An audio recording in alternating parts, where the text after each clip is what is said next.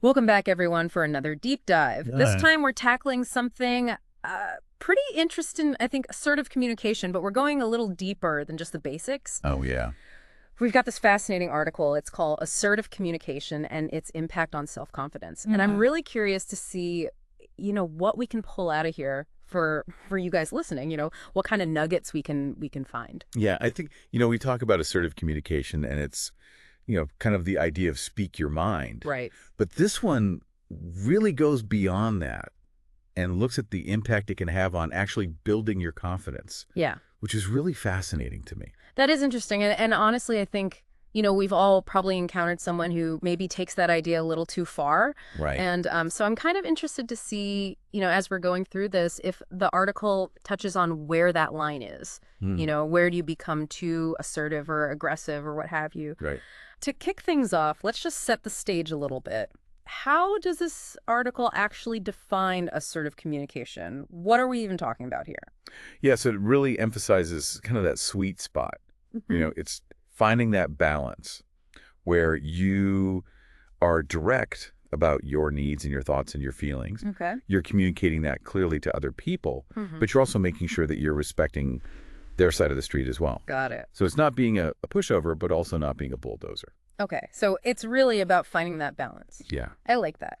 Now, the article also goes on to lay out these 4 kind of foundational principles for assertive communication, and they are respect for self and others, so not just one or the other. Right.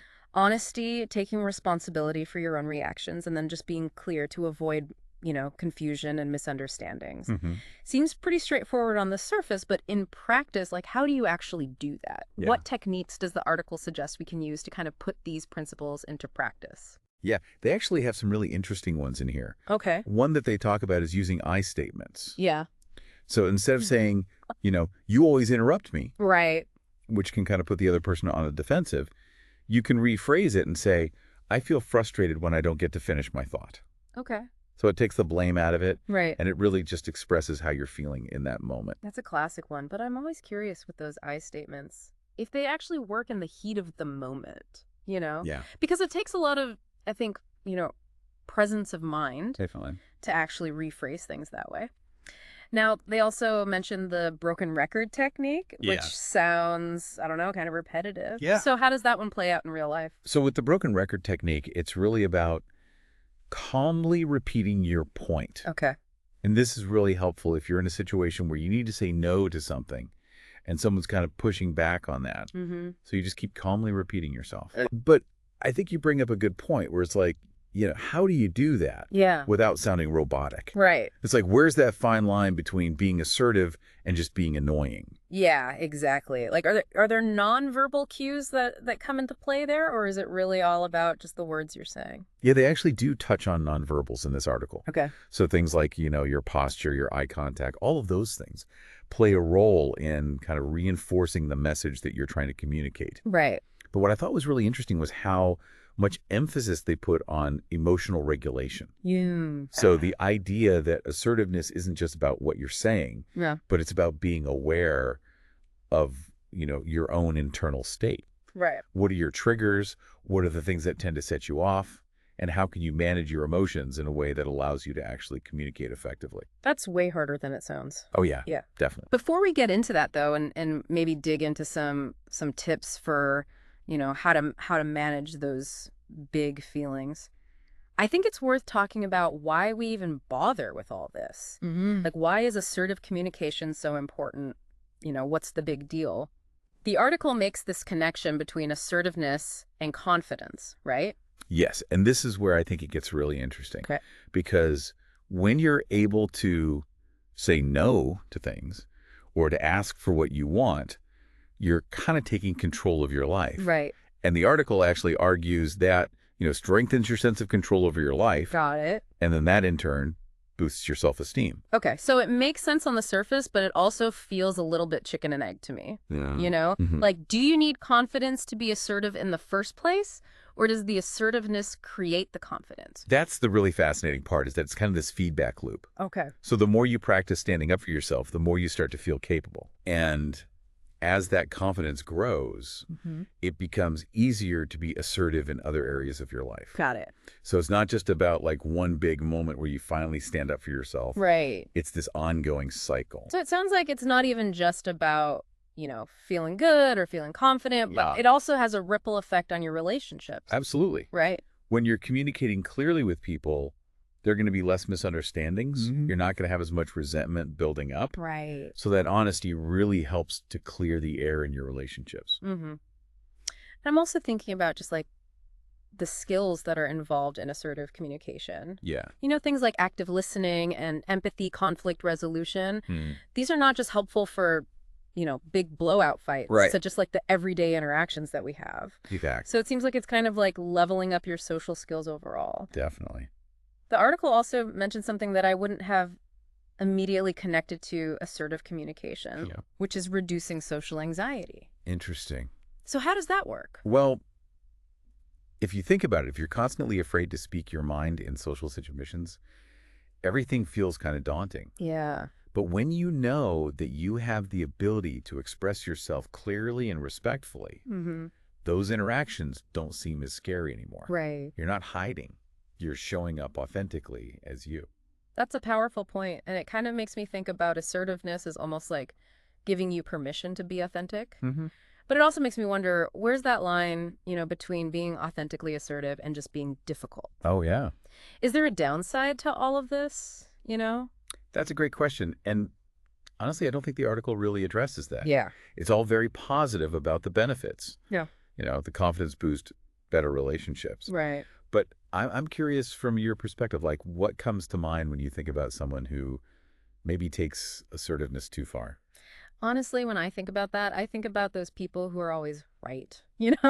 Like, they can express themselves clearly, Yeah. but they don't really seem open to anyone else's perspective. That's a perfect example. And it's interesting because they might be technically hitting all the points we've talked about. Right.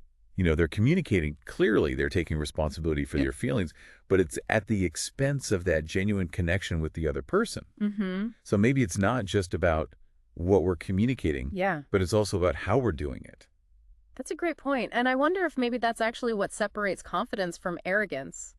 Interesting. Like, assertiveness without that empathy can be just as damaging as not speaking up at all. Exactly. And I think that leads us to another really crucial aspect of assertive communication, which is where things get even more nuanced. I'm ready. Tell me more. Yeah. And I think this is where that mindfulness piece comes in. The article touches on it a little bit. But I think it's something that's worth digging deeper into. Yeah. Because if we're talking about, assertiveness being this balance between expressing yourself, but also respecting other people. Right. Mindfulness is kind of what helps you to walk that tightrope. Okay, I like that image. Mindfulness as a tightrope walk. Yeah. I can see how it, helps you to be more present and aware, but how does that actually tie into, these tough conversations that we've been talking about?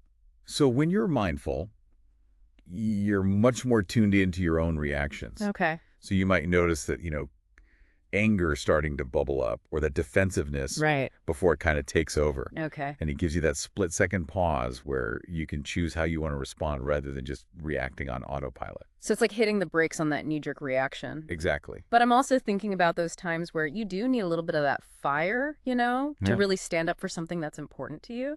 Yeah. Does mindfulness make you too passive? That's a great question. And this is, I think, where things get really nuanced Mm-hmm. because mindfulness isn't about, erasing your emotions. Right. It's more about understanding them. Okay. So if you're feeling really passionately about something that's going to come through, Mm-hmm. but you're doing it from a place of awareness, you're not just getting swept away by it. So it's like a controlled passion, maybe? Yes. I'm picturing like someone who's clearly fired up about an idea, Mm-hmm. but they're not, yelling or steamrolling anybody. Right. They're actually listening to the other person's perspective as well. Exactly. And that's kind of the other side of mindfulness is that it's Yeah. not just about you. Right. It's about being able to truly hear what the other person is saying, not just waiting for your turn to talk. Right. You're paying attention to their tone, to their body language, to, the emotions that are underneath the words. Which is so much harder than it sounds when you're in the middle of a disagreement? Oh, absolutely. The article also mentions stress reduction techniques. Is that kind of part of that mindfulness piece as well? Definitely connected. Yeah. When you're stressed out, your body's in that fight or flight mode. Right. So you're either going to be snapping at people or you're going to be shutting down completely. Right. Neither of which is really great for communication. So you're saying like a relaxed mind is a more assertive mind? To a certain extent, yes. I can see that, but it's hard to just like decide to be less stressed, you know? Yeah, it's not like flipping a switch. Right. The article talks about things like, exercise, yoga, meditation, Okay. but it really depends on the person. Right. Maybe it's music, maybe it's being in nature, Yeah. whatever helps you to kind of hit that mental reset button. So find your de-stress ritual and make it a habit. Exactly. That way, when those tense moments come up, you're better equipped to handle them. Mm-hmm. I'm curious, though, is it ever okay to not be assertive? Like, are there times where it's actually better to just let things go? That's a really thoughtful question, and I think it comes back to knowing yourself and knowing this situation. Okay. Sometimes choosing your battles is Yeah. actually the most assertive thing you can do. All right. It's Yeah. about, conserving your energy for the things that really matter to you. So maybe it's not about being assertive 100% of the time. Right. It's about being strategic with it. Exactly. Choosing when to stand your ground, when to compromise, Yeah. when to walk away. And I think that also ties back into what we were talking about earlier with authenticity. Mm-hmm. True assertiveness comes from this place of knowing your values. Okay. What are you willing to tolerate?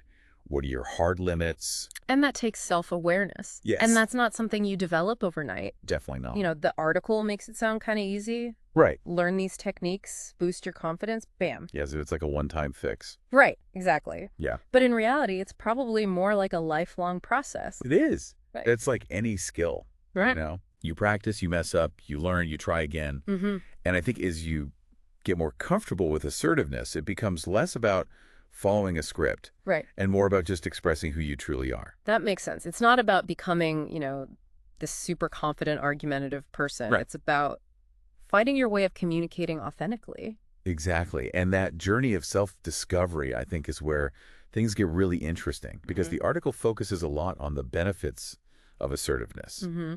The confidence, the relationships. Right.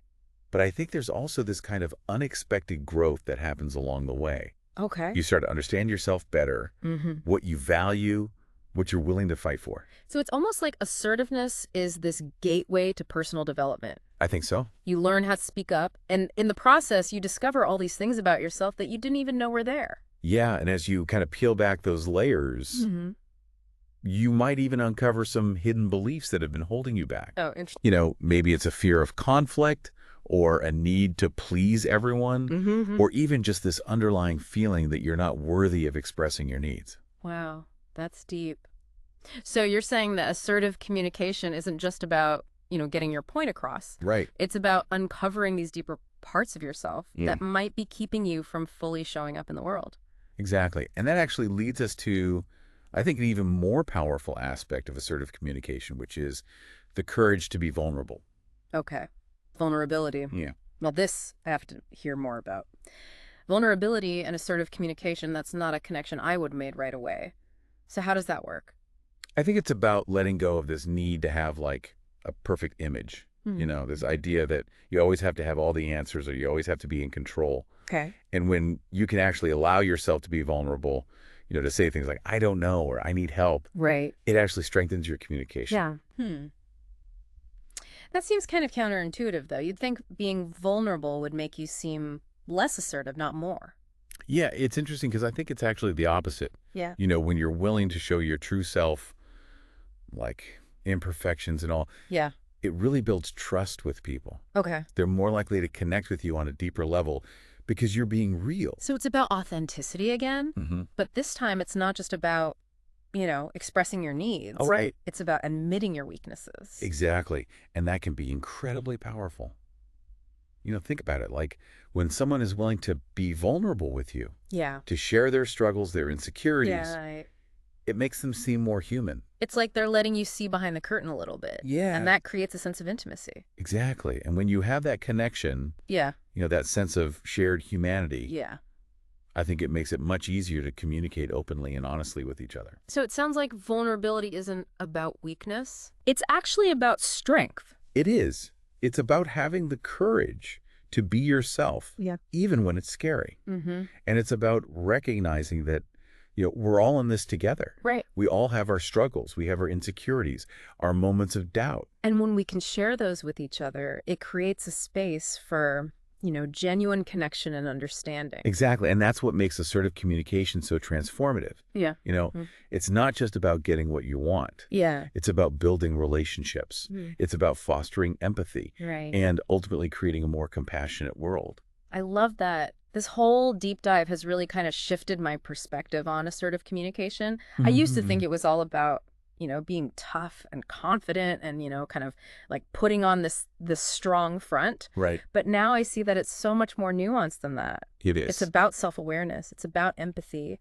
Mhm. And yes, even vulnerability. It's a journey of self-discovery. And the more you practice assertive communication, the more you learn not only about yourself, but also about the people around you. Yeah. And the more you can kind of create those fulfilling relationships, based on mutual respect and understanding. Absolutely. Well, this has been an amazing deep dive. Thank you so much for sharing your insights with me and with our listeners. It was my pleasure. And to our listeners out there, thank you for joining us on this journey of exploration. Yeah. We hope you've gained some valuable insights into the power of assertive communication Yeah. and the transformative impact it can have on your life. Until next time, keep diving deep